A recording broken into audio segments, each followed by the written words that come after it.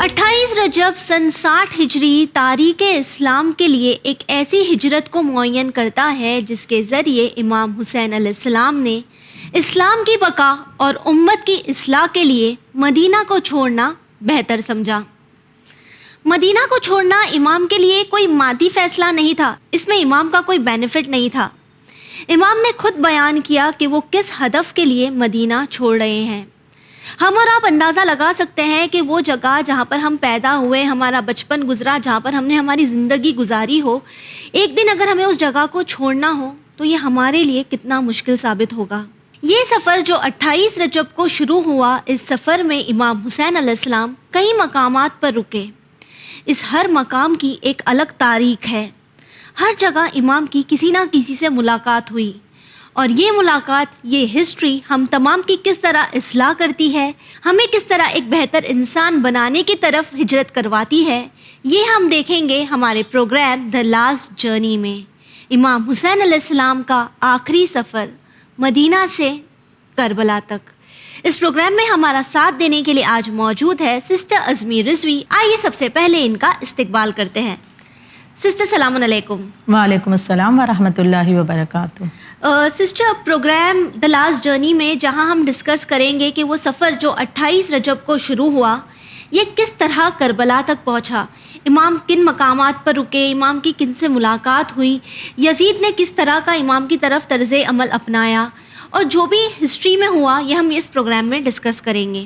اب سب سے پہلے آپ سے یہ جاننا چاہیں گے کہ یزید ظلم اور گمراہی میں ڈوبی ہوئی شخصیت کا نام ہے۔ ہم تمام اس سے واقف ہیں، ہمارے ویورز جانتے ہیں کہ اس نے آل رسول پر کس طرح سے ظلم کیے، دنیا پرستی کے لیے اس نے کس طرح اسلام کا نام ہم کہہ سکتے ڈبایا ہے۔ بالکل۔ تو وہیں جب یہ اپنے باپ کے مرنے کے بعد حکومت پر آیا تو امام حسین علیہ السلام کی طرف اس نے کس طرح کا طرز عمل اپنایا؟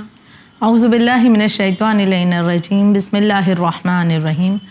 بے شک یہ بالکل واضح بات ہے کہ یزید ایک گمراہی میں ڈوبی ہوئی شخصیت کا نام ہے، ایک بے دین فرد کا نام ہے،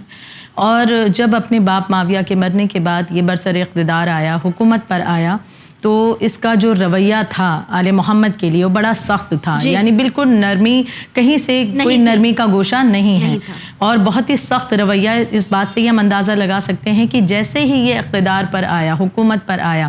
اس نے اپنی جانب سے ایک اپنا حکم جو ہے ایک نامے کی شکل میں بھجوایا ہے مدینہ، حاکم مدینہ ولید کے نام سے کے نام پر، اور اس نامے میں یہ لکھا ہوا تھا، اس نے یہ حکم دیا حاکم مدینہ ولید کو کہ اشراف مدینہ سے میری بیعت لو، جو بھی مدینہ کے اشراف ہیں ان سے میری بیعت لو، اور بالخصوص خاص طور پر امام حسین علیہ السلام سے میری بیعت لو، اور اگر وہ بیعت سے انکار کریں تو انہیں قتل کر دینا۔ دھمکی ہے یہ۔ بالکل، یعنی جو میں نے کہا کہ کوئی نرمی کا گوشہ نہیں ہے، کیونکہ یہ شخص جو ہے ایک بے دین ہے، گمراہی میں ڈوبا ہوا ہے، دین سے بالکل خارج ہے، فسق و فجور میں مبتلا رہتا ہے، تو اہل بیت کے مرتبے کو بھی یہ سمجھنا نہیں چاہتا، نہ ہی انہیں اہمیت دینا چاہتا ہے، لہٰذا اس نے اس طرح کا فیصلہ بالکل بغیر سوچے سمجھے اس نے صادر کر دیا۔ یہ ایک جبرن فیصلہ ہے کہ اگر نہ کریں تو قتل کر دینا، یعنی ہر حال میں ان سے بیعت لینا ہی ہے، یعنی یہ اس کا کہنا تھا کہ ہر حال میں بیعت لینا ہے۔ اب جب یہ نامہ ولید کے پاس مدینے میں آتا ہے تو یہ مروان کو بلاتا ہے اور مشورہ کرتا ہے کہ ہمیں کیا کرنا چاہیے۔ اچھا، مروان جو ہے وہ بھی دشمن اہل بیت ہے، اس نے بھی یزید والی ہی زبان اختیار کی، اور اس نے کہا کہ یزید نے جو حکم دیا ہے بالکل اسے انجام دو، اور بالکل صحیح فیصلہ ہے، اور یہ تمام باتیں اس نے بھی یزید کی زبان مروان نے استعمال کی۔ یعنی یہ کہہ سکتے کہ مدینہ جو کہ ہم کہہ سکتے جہاں سے اسلام عروج پر پہنچا ہے، وہیں پر آج ایسے لوگ موجود تھے جو اسلام کے خلاف اور آل رسول کے خلاف اس طرح کی باتیں کی جا رہی ہیں۔ اب ولید نے یہ فیصلہ کر لیا کہ امام حسین علیہ السلام کو بلانا ہے، ان سے اس کے بارے میں بات کرنی، انہیں آگاہ کرنا، ان سے بیعت لینی ہے یزید کی۔ اس نے پیغام بھجوایا، امام تب تک کے واقف ہو چکے تھے کہ معاملہ کیا ہے۔ اب جب امام چلے ہیں گھر سے تو امام نے اپنے انصار اور اقربا کو جمع کیا ہے، کچھ خاص لوگوں کو، اور ساتھ لے کر چلے، اور یہ فرمایا امام حسین علیہ السلام نے کہ جب میں ولید نے مجھے پیغام بھجوایا ہے ملنے کے لیے، میں جا رہا ہوں، لیکن وہ مجھ سے کچھ ایسی چیز کا مطالبہ کرے گا کہ جس سے میں انکار کر دوں گا، اور تم لوگ اس وقت گھر کے باہر ہی رہنا، اگر میری آواز بلند ہوتی ہے تو بغیر انتظار کیے تم لوگ گھر میں داخل ہو جانا. اور اس کے بعد امام وہاں سے رخصت ہوتے ہیں، روانہ ہوتے ہیں، اپنے گھر سے نکلتے ہیں اور ولید کے پاس پہنچتے ہیں. ولید کے پاس جب پہنچے تو امام نے دیکھا کہ ولید اور مروان بیٹھے ہوئے، اور امام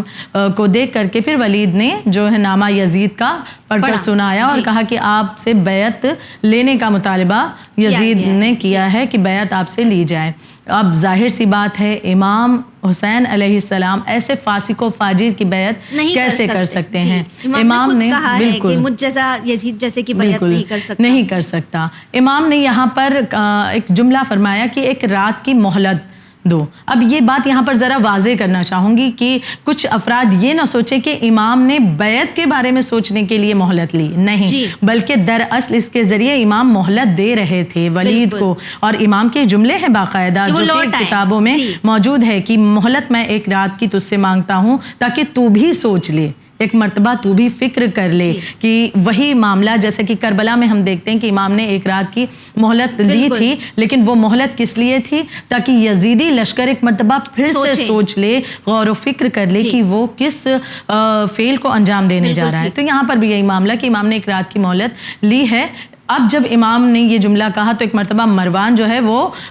اس نے پلٹ کر کے ولید سے کہا کہ نہیں، ہرگز نہیں، امام کو مہلت نہیں دینا، بلکہ بیعت ابھی ان سے لو، انہیں ایسے ہی جانے نہیں دینا. اگر یہ اس وقت چلے گئے تو تم کبھی ان سے بیعت نہیں لے سکتے ہو. اب جب مروان نے یہ باتیں کہیں تو امام ایک مرتبہ غضبناک ہوئے، اور امام نے غصے میں آ کر غضبناک ہو کر کے امام نے فرمایا مروان سے کہ ہم اہل بیت نبوت ہیں، فرشتے ہمارے گھر میں نازل ہوتے ہیں، اسلام نے ہمارے ذریعے ہی اسلام کو اللہ نے پھیلایا ہے، قرآن کی آیتیں نازل ہوئی ہے، بالکل، اور ہم پر ہی اس دنیا کا خاتمہ ہوگا، ہمارے ہی ذریعے اس دنیا کا اللہ نے آغاز کیا ہے. پروردگار عالم نے یہ تمام باتیں کہ ہمارے ذریعے نیکیوں کو، اچھائیوں کو لوگوں تک پہنچایا ہے. تو یہ کیسے ممکن ہے کہ یزید جو کہ فسق و فجور میں ڈوبا ہوا بے دین گمراہ شخص ہے، اس کی بیعت میں کر لوں؟ مجھ جیسا یزید جیسے کی بیعت کبھی نہیں کر سکتا. امام نے یہاں پر واضح کر دیا ہے کہ میں ہرگز اس کی بیعت نہیں کر سکتا. اس کے بعد امام یہاں سے تشریف لے جاتے ہیں، لیکن اب امام نے یہ ارادہ کر لیا ہے کہ مدینہ چھوڑنا ہے. یہاں پر خواہر میں ایک اور بات کی وضاحت کرنا چاہوں گی کہ کچھ ذہنوں میں یہ بھی سوال اٹھتا ہے کہ امام چاہتے تو مدینہ رہ کر کے بھی معاملات کو کر سکتے تھے، اچھے کر سکتے تھے اور بہتر کر سکتے تھے. لیکن اگر ہم تاریخ کا جائزہ لیں تو خود بخود جواب ہمارے سامنے آ جائے گا کہ جیسے یہاں پر دیکھتے ہیں ہم کہ جب ولید نے یزید کی طرف سے جو سوال کیا ہے بیعت کا، تو اس نے کوئی دوسرا آپشن چھوڑا ہی نہیں. اس نے کہا یا تو بیعت لو یا تو امام کو قتل کرو. اب یہاں پر امام نے جو مدینہ چھوڑا، اس کی ایک وجہ یہ بھی ہے کہ امام مدینے میں قتل و غارت نہیں چاہتے ہیں. امام نے جان لیا ہے کہ میں تو بیعت اس کی نہیں کر سکتا کیونکہ وہ باطل ہے، اور حق کبھی باطل کی بیعت نہیں کر سکتا. تو لہٰذا امام کے لیے تو یہ واضح ہے. اب امام جانتے ہیں کہ جب میں بیعت نہیں کروں گا تو اس نے حکم دیا ہے یہ لوگ مجھے قتل کریں گے، مدینے کی حرمت پامال ہوگی، اور یہاں کا جو سکون ہے وہ ضائع ہوگا. یہ تمام تر چیزیں ذہن میں ہیں. اور دوسری ایک اہم چیز کہ امام جانتے ہیں کہ یزید نے اور اس کے پہلے کے جو حاکم نے اس طرح سے دین میں رد و بدل کر دیا ہے، اس طرح سے دین کے ساتھ کھیلا ہے ان لوگوں نے کہ دین کی تصویر کو بدل کر رکھ دیا. اب ضرورت تھی کہ اس دین کی بگڑی ہوئی تصویر کو بہتر کیا جائے، سنوارا جائے. اگر امام مدینہ نہ چھوڑتے تو امام کا وہ انقلاب، وہ تحریک جو امام کے ذہن میں ہے، جو امام برپا کرنا چاہتے ہیں انقلاب، وہ ریولیوشن اسٹارٹ ہونے سے پہلے یہ ختم ہو جاتا اگر امام وطن نہ چھوڑتے. تو یہ تمام چیزیں اس کے پیچھے ہیں. یہ تمام چیزوں کو مد نظر رکھتے ہوئے امام نے وطن چھوڑنے کا پختہ فیصلہ کر لیا. سسٹر، جس طرح آپ نے بتایا کہ وہ کیا وجوہات تھی، کن بنا پر امام نے یہ ڈیسائیڈ کر لیا کہ اب انہیں اپنا وطن مدینہ چھوڑنا ہے، جو کہ ایک آسان فیصلہ نہیں ہوگا، تو اس وقت امام کی کیا کیفیت رہی ہوگی؟ وہ کن ایموشن سے گزر رہے ہوں گے؟ بے شک یہ ایک عام سی انسان کی فطرت ہے. آغاز میں آپ نے بھی بڑی خوبصورتی سے اس بات کی وضاحت کی ہے کہ انسان کو اپنے وطن سے بڑی محبت ہوتی ہے. اپنے وطن کو انسان بڑی مشکل سے ہی چھوڑ پاتا ہے, لیکن کب چھوڑتا ہے؟ جب اس سے بہتر کی اسے امید ہوتی ہے. لیکن امام تو جانتے ہیں کہ وطن وہ چھوڑ رہے ہیں, پلٹ کر کبھی یہاں واپس آنا میسر نہیں ہوگا, اور بلکہ اس دنیا کے لیے نہیں بلکہ اس دین کی بقا اور امت کی اصلاح کے لیے, امر بالمعروف نیکی کی ہدایت کرنے کے لیے, برائیوں کو جو پھیل رہی ہیں سماج میں انہیں روکنے کے لیے امام نے یہ قدم بڑھایا ہے کہ اپنے وطن کو چھوڑنے کا فیصلہ کیا. یہ ایک آسان فیصلہ نہیں تھا امام کے لیے, لیکن پھر بھی اس سختی کو امام نے برداشت کیا ہے. اب جب امام نے وطن چھوڑنے کا فیصلہ کر لیا, دل تو بہت زیادہ غمگین ہے, کیونکہ وہ وطن چھٹ رہا ہے کہ جہاں پر نانا کا مزار ہے, جہاں پر والدہ گرامی کی قبر مبارک ہے, کہ جہاں پر امام حسن مجتبی کی مزار مقدس ہے, جایا کرتے تھے, دیدار کرتے تھے. لیکن اب پردیس بسانا ہے کہ جہاں پر ان سب سے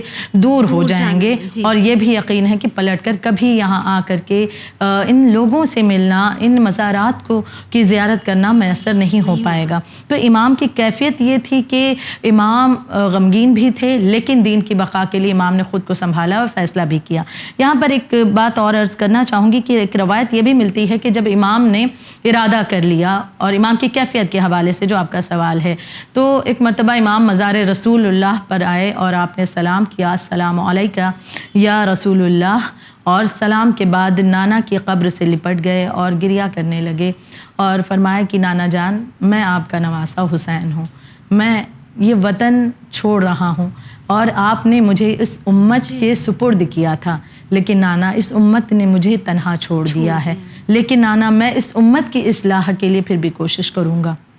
مزار رسول سے لپٹ کر مولا حسین روتے رہے. اس کے بعد اٹھے ہیں, وہاں پر عبادت انجام دیتے ہیں, پھر گھر آتے ہیں, پھر اس کے بعد میں دوبارہ پھر مزار رسول پر جاتے ہیں, اور پھر نانا کی مزار پر سلام کرتے ہیں, اسی طرح گریہ کرتے ہیں. ایک مرتبہ ایسا بھی ہوا کہ مزار رسول کے پاس بیٹھ کر امام رو رہے تھے, اور مزار رسول پر سر رکھا, روتے روتے امام حسین علیہ السلام کی آنکھ لگ جاتی ہے. خواب میں دیکھتے ہیں کہ نانا رسول خدا صلی اللہ علیہ وآلہ وسلم تشریف لائے ہیں,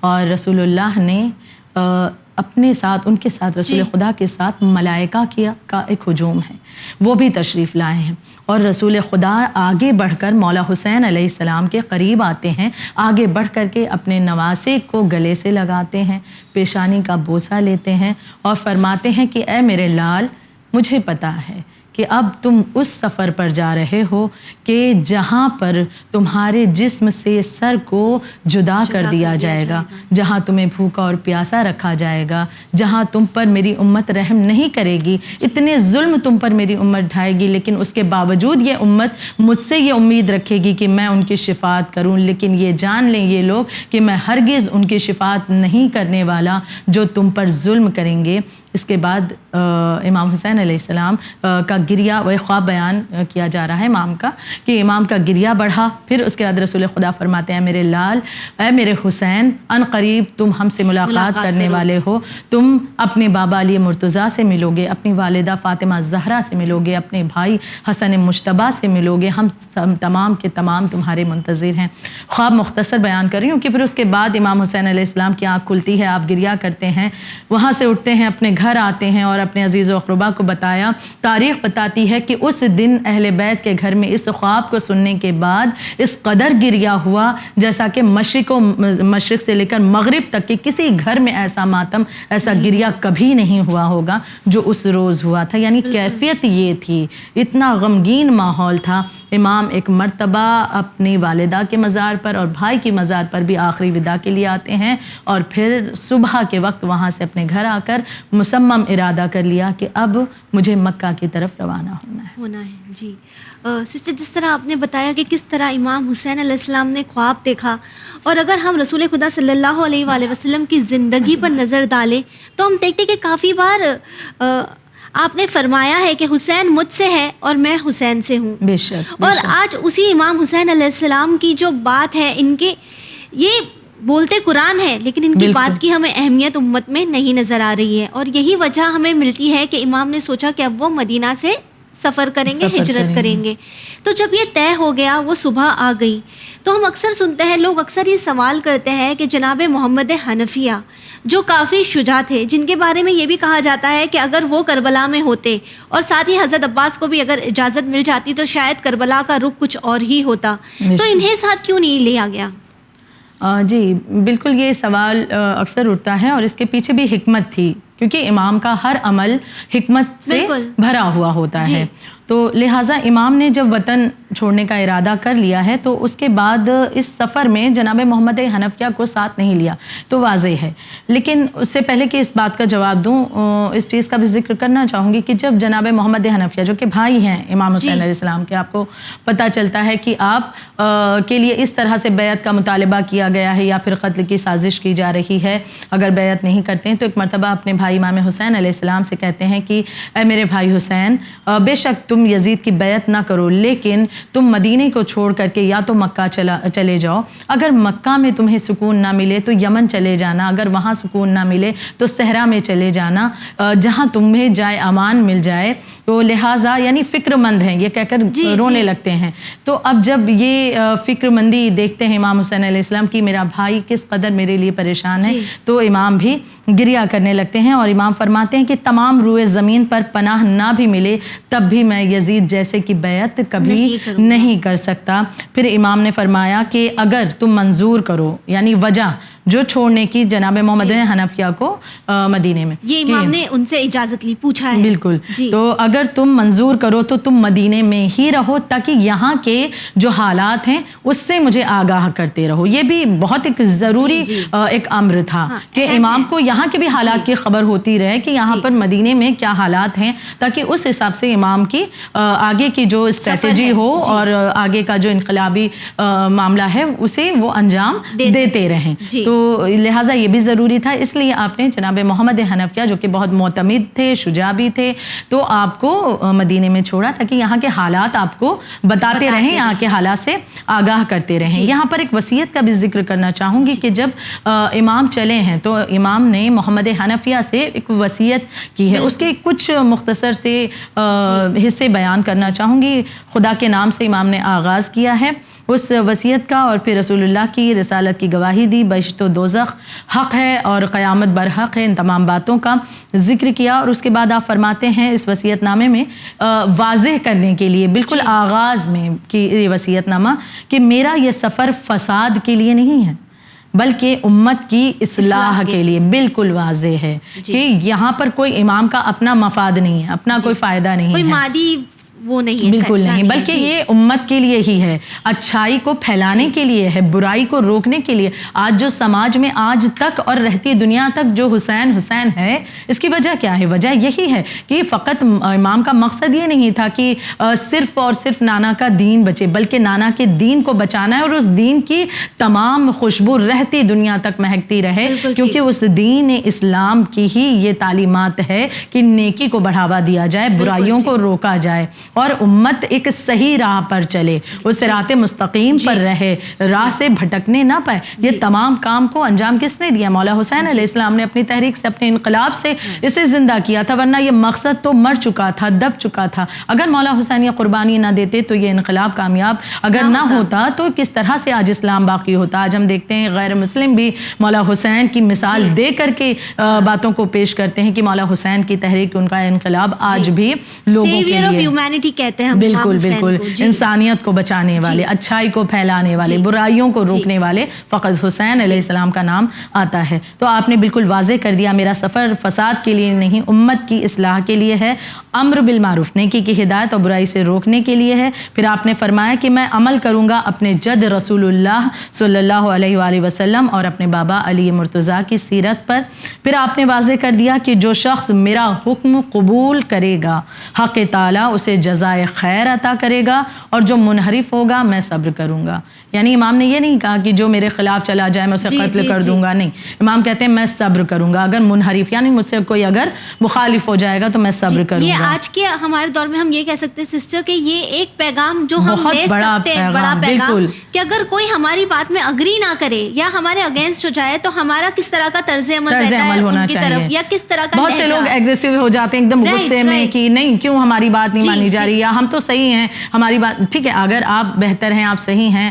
تو آپ اس پر قائم رہیے اور صبر کر کے معاملہ خدا پر چھوڑ دیں. خدا خود بخود سچ اور حق کو آشکار کر دیتا ہے، ظاہر کر دیتا ہے. بالکل ٹھیک. تو یہ ایک بڑا پیغام ہمیں امام حسین علیہ السلام کی اس وصیت سے ملتا ہے. بالکل یقیناً. اور پھر آخر میں امام نے فرمایا کہ خدا کے علاوہ کوئی توفیق دینے والا نہیں ہے اور اسی پہ توکل اور اسی کی جانب باز گشت ہے. یعنی یہ وصیت نامہ پھر اس کے بعد امام نے لپیٹا، مہر فرما کر کے محمد حنفیہ کو دیا اور وداع کیا اور وقت شب کوچ فرمایا ہے امام نے. جی. تو سسٹر جس طرح سے ہم دیکھتے ہیں کہ امام نے وصیت کی، اس بات کو کلیئر کر دیا کہ ان کا مقصد کیا ہے، ہدف کیا ہے، اب وہ مدینہ سے روانہ ہونے کے بارے میں سوچ چکے ہیں، وہ گھڑی آ چکی ہے. جی. امام کے جو گھر والے تھے، جو ان کے اہل خانہ تھے، یہ تو کافی غمزدہ رہے ہوں گے، لیکن ان کے علاوہ کیا کوئی اور مخلوق تھی جو اس چیز میں غمگین تھی کہ امام مدینہ چھوڑ کر جا رہے ہیں؟ بے شک امام کو جب اللہ پروردگار عالم ایک نبی کو یا امام کو اس دنیا میں بھیجتا ہے ہدایت کے لیے، تو وہ نبی یا امام فقط انسانوں پر ہی اس کی امامت یا نبوت نہیں ہوتی، ہر ایک ذرے ذرے پر، ہر ایک مخلوق پر ہوتی ہے. یہاں پر یہ بات بھی واضح ہو رہی ہے کہ امام حسین علیہ السلام جب اپنا وطن چھوڑ رہے ہیں تو جو مومنین تھے، ہم پورے مدینے والوں کو نہیں کہہ سکتے کہ سبھی غمگین تھے، کیونکہ مدینے میں تو دشمن بھی موجود تھے، اس لیے بالکل، تو اس لیے کہنا چاہیے جو مومنین تھے، جو حقیقت میں ایمان والے تھے، جو ایمان والا ہے وہی مومن کہلاتا ہے، تو جو ایمان والے تھے، اہل بیت سے محبت رکھنے والے تھے، وہ غمگین تھے. لیکن ساتھ ساتھ وہ مخلوقات کی جو انسان نہیں ہیں لیکن ان کے درمیان بھی دیکھا گیا کہ ان کے دل غمزدہ تھے اور امام کے پاس وہ آئے ہیں. اس کی ایک مثال دینا چاہوں گی کہ شیخ مفید نے اپنی سند سے حضرت امام جعفر صادق علیہ السلام سے روایت کی ہے کہ جب امام حسین علیہ السلام نے مدینہ سے کوچ کیا تو ملائکہ بہشت کے ناقے پر سوار شمشیر و نیزہ لیے خدمت امام میں حاضر ہوئے اور کہنے لگے کہ امام اگر آپ اجازت دیں تو آپ کے دشمنوں کو ہلاک کریں اور ان سے جنگ کریں. امام نے فرمایا کہ شکریہ ان کا ادا کیا، ان کی محبت اور خلوص کا، اور پھر امام فرماتے ہیں کہ نہیں بلکہ تم لوگ اس روز آنا جب 10ویں محرم ہوگی اور میں شہید ہو چکا ہوں گا. یعنی امام نے مدد نہیں مانگی ہے بلکہ ان لوگوں کا شکریہ ان کے خلوص کا ادا کیا ہے. ایک دوسری مثال یہ کہ پہلی مثال کہ ملائکہ کی فوج آئی، پھر ایک دوسری روایت ملتی ہے کہ اس کے بعد یعنی ملائکہ کی فوج کے آنے کے بعد جنات میں سے بے شمار مسلمان جنات جو تھے وہ بھی امام کی خدمت میں آئے، امام حسین علیہ السلام کی خدمت میں، اور ان کا بھی یہی طریقہ تھا کہ آ کر کہتے ہیں کہ اگر مولا آپ حکم دیں تو ہم آپ کے دشمنوں کو ہلاک کر دیں. امام کا جواب ان سے بھی یہی تھا کہ تم لوگ مجھ سے 10 محرم کو ملاقات کرنا جب میں شہید ہو جاؤں گا، اور امام نے اجازت جنگ کی نہیں دی ہے. یہاں پر ایک بات اور کہنا چاہوں گی خواہر کہ جو لوگ یہ کہتے ہیں کہ امام حسین علیہ السلام تو جنگ کے لیے نکلے، جنگ کے ارادے سے نکلے، حالانکہ اس بات کو بارہا واضح کیا جا چکا ہے اور خود چینل ون کے کئی شوز میں ان باتوں کو بخوبی بہت بہترین طریقے سے واضح کیا جا چکا ہے. لیکن پھر بھی بہت سے اعتراض کرنے والے ہیں کہ اعتراض کرتے ہیں کہ نہیں امام تو جنگ کے لیے نکلے تھے، امام جنگ کے لیے چلے تھے. اگر امام حقیقتاً جنگ کے لیے چلے ہوتے تو یہ جو ملائکہ کی اور یہ جو جناتوں کی فوج آئی تھی اور اجازت امام سے طلب کر رہے ہیں، امام کے خدمت میں ہاتھوں کو جوڑے ہوئے اجازت چاہتے ہیں. امام اگر جنگ کے لیے چلے تھے امام فوراً اجازت دے دیتے کہ ٹھیک ہے میں تو جنگ کے لیے جا ہی رہا ہوں، ٹھیک ہے میں تمہیں اجازت دیتا ہوں، چلو اور میرے دشمنوں کو ہلاک کر دو. لیکن نہیں، امام جنگ کے لیے نہیں، امت کو سدھارنے کے لیے، بہتر بنانے کے لیے، دین کی تصویر کو بہتر کرنے کے لیے نکلے تھے. اس لیے امام نے ان لوگوں کو منع کیا تھا اور امام اس طرح سے آگے سفر کا آغاز کرتے. اور ویسے بھی بھلا جنگ کے لیے کوئی اپنے گھر کی عورتوں اور بچوں کو اپنے ساتھ نہیں لے جائے گا، یہ بالکل واضح سی دلیل ہے. دوسری ایک روایت یہ کہ جب مولا حسین علیہ السلام یہ قافلہ تیار ہو گیا اور آپ کی نانی جناب ام سلمہ کو پتہ چلتا ہے تو آپ خدمت امام حسین علیہ السلام میں آتی ہیں اور کہتی ہیں، فرماتی ہیں کہ فرزند تمہارے اس سفر کے بارے میں تمہارے جد نے مجھ سے بتایا تھا اور اس بارے میں اطلاع دی تھی اور اس بن کی خاک کو بھی مجھے دیا تھا جو میں نے ایک شیشے میں اسے رکھا ہوا ہے، مشہور واقعہ ہے. اس کے بعد جناب امام حسین علیہ السلام نے اس زمین کو اپنے ہاتھوں پر اس طرح سے بلند کر کے دکھایا اور پھر جناب امام حسین علیہ السلام بتاتے جاتے ہیں کہ مادر گرامی کہہ کے مخاطب ہو رہے ہیں ام سلمہ سے کہ مادر گرامی دیکھیے یہ میرا مقتل ہے، یہاں پر میں شہید ہوں گا، یہاں میرے اپنے مارے جائیں گے، یہاں پر گنج شہیدہ ہوگا، یہاں پر خون کا دریا بہے گا، اس طرح سے مجھے پیاسا رکھا جائے گا، یہاں پر مجھے دفن کیا جائے گا۔ اپنے دفن کے مقام کو بھی امام نے دکھایا اور اس کے بعد جناب ام سلمہ کا گریہ بلند ہوا۔ امام حسین علیہ السلام نے اپنے ہاتھ سے بھی تھوڑی سی خاک اسی کربلا سے اٹھا کر کے جناب ام سلمہ کو دی کہ یہ خاک بھی آپ ایک شیشے میں رکھیں، اور جب یہ دونوں خاک خون آلود ہو جائیں تو سمجھ جائیے گا آپ کا فرزند اس دنیا میں نہیں ہے، وہ شہید کیا گیا ہے۔ تو یہ تمام واقعات بھی ہم آخری وقت کے دیکھتے ہیں، اور اس کے بعد یہ قافلہ اپنے وطن کو چھوڑ کر کے امام حسین علیہ السلام کا روانہ ہو گیا۔ یہ آخری سفر ہے جس کے لیے امام حسین علیہ السلام چل دیے ہیں۔ جی بالکل بالکل ٹھیک کہا سسٹر آپ نے، یہ آخری سفر ہے جس کے لیے امام حسین علیہ السلام چلے ہیں، اور اس آخری سفر میں بھی ویورز نہ جانے ہمیں امام نے کیا کچھ نہیں سکھایا ہوگا۔ اس پروگرام کے ذریعے ہماری یہ کوشش رہے گی کہ امام حسین علیہ السلام کے اس آخری سفر کے ذریعے ہم اپنی زندگی کے سفر کو بہتر بنا سکیں، تاکہ روز قیامت جب ہماری امام سے ملاقات ہو تو ہم امام کو ناراض نہ کریں، اور ساتھ ہی ہمارے وقت کے امام کو بھی ہم ساتھ دے سکیں۔ اسی کے ساتھ ہمیں دیجیے اجازت، پر بنے رہیے چینل ون کے ساتھ۔ پیغام انسانیت، شکریہ۔